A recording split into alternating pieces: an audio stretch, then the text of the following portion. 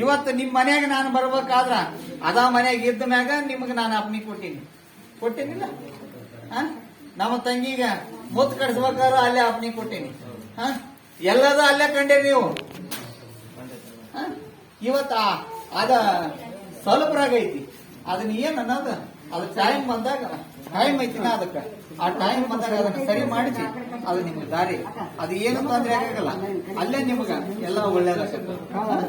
ಅದನ್ನ ಇನ್ನೊಂದು ಮನೆ ಒಳಗ ಒಂದು ಮಗಳದೈತಿ, ಬಹಳ ಚಿಂತೆ ಐತಿ ಈಗ. ಆ ಮಗಳ ಒಂದ್ ಕೈ ಎರಡ್ ಕೈ ಮಾಡಿದ್ರೆ ಹೆಂಗಕ್ಕ ಅನ್ನೋದೈತಿ. ಅದನ್ನ ಒಂದ್ ಕೈ ಎರಡ್ ಕೈ ಇನ್ನ 5 ತಿಂಗಳ ಹೊರಗ ಒಳದಾಗ ಅದು ದಾರಿ ಕೊಡ್ತೀನಿ.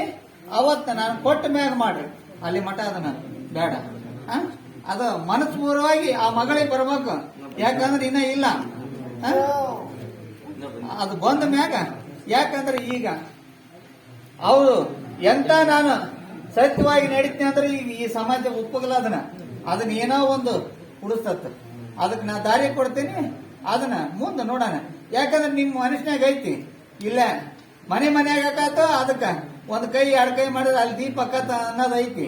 ಅದಕ್ಕೆ ಮುಂದೆ ನಾನು ನಿಮ್ಗೆ ದಾರಿ ಕೊಡ್ತೇನೆ. ಅದ್ರಂಗ್ ಮಾಡತ್ತೀರಿ